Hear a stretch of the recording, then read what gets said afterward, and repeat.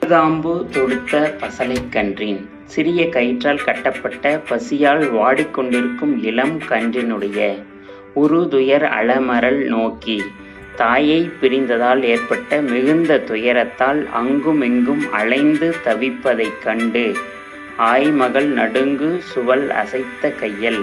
அங்கு நின்ற இடைக்குலப் பெண் ஆய்மகள் குளிரால் நடுங்கிக் கொண்டிருந்த தன் தோள்களைக் கட்டியணைத்தவாறு கைகளைக் குறுக்காக வைத்து கொண்டு கைய கொடுங்கோர் கோவலர் பின் நின்று உய்த்தர.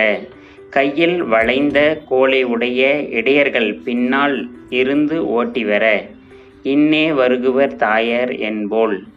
இதோ இப்பொழுதே உன்னுடைய தாய்ப்பசுக்கள் வந்துவிடும் என்று அந்த கன்றினிடம் ஆறுதலாக கூறினாள். நன்னர் நன்மொழி கேட்டனம். இதை ஊருக்கு வெளியே நின்று கேட்ட முதுபெண்டிர் தலைவியிடம் வந்து சொல்கிறார்கள்.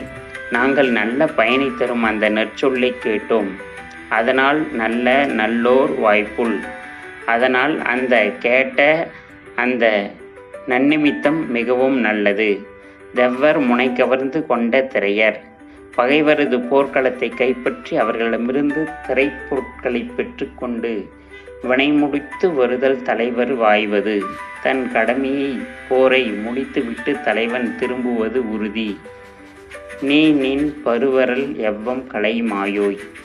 மாமை நிறம் உடையவளே, நீ உன் துன்பத்தையும் வருத்தத்தையும் ஒழிப்பாயாக என காட்டவும் காட்டவும் காணால் களுள் சிறந்து என்று தோழியர் பலவாறு தேற்றியும் தலைவி எதையும் உணராதவளாய் தலைவன் வராததால் வருத்தம் மிகுந்து பூப்போல் உன்கண் புலம்புமுத்து உரைப்ப, மலரை போன்ற மையுண்ட அவளது கண்கள் தனிமை துயரால் முத்துக்களைப் போன்ற கண்ணீர் துளிகளைச் சிந்தின.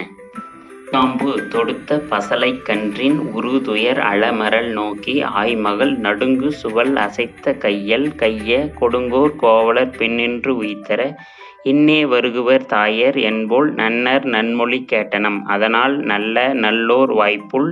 தெவ்வர் முனை கவர்ந்து கொண்ட திரையர் வினைமுடித்து வருதல் தலைவர் வாய்வது. நீ நின் பருவரல் எவ்வம் களை மாயோய் என காட்டவும் காட்டவும் காணால் களுள் சிறந்து பூப்போல் உன்கண் புலம்புமுத்து உரைப்ப.